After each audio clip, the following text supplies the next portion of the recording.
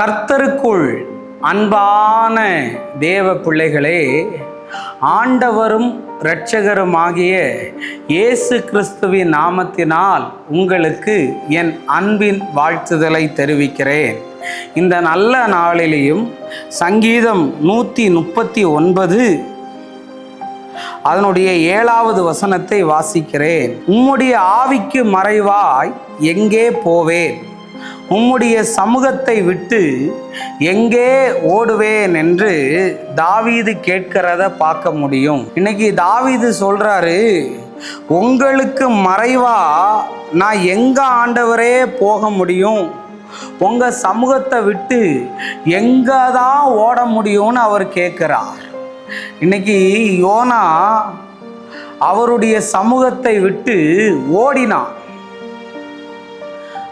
ஆனா அவன் எங்க ஓடினாலும் கர்த்தர் அவர் வச்ச இடத்துக்கு அவனை கொண்டு வந்துட்டார். தேவ பிள்ளையே, இன்னைக்கு தேவ சமூகத்தை விட்டு நீ அன்னைக்கு நகோமி பெத்லகேமை விட்டு மோபாவுக்கு ஓட ஆரம்பிச்சா.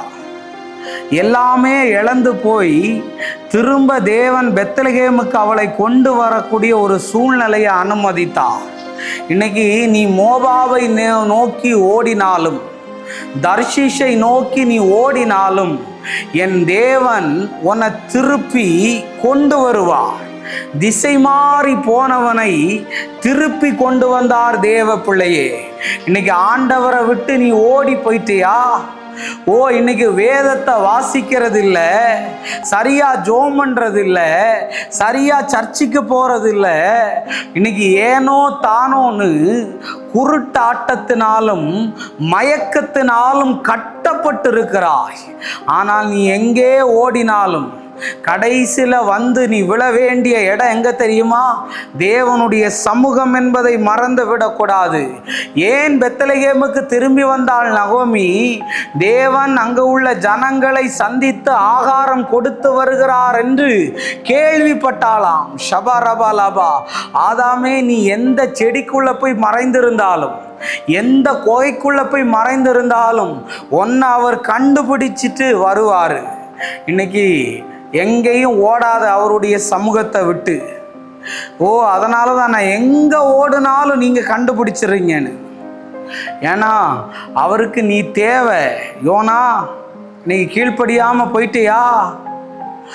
ஆசீர்வாதம் எங்க இருக்குன்னு நகோமி ஓடிட்டியா? இன்னைக்கு திரும்பி வா.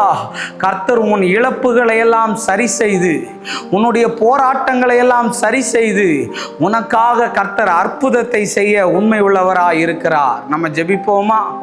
அன்பான நல்ல ஆண்டவரே, இந்த நேரத்திற்காக நன்றி சொல்லுகிறேன்.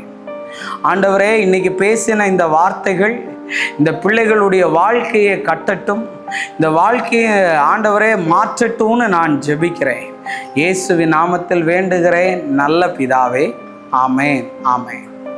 God bless you. கர்த்தர் உங்களை ஆசீர்வதிப்பார்.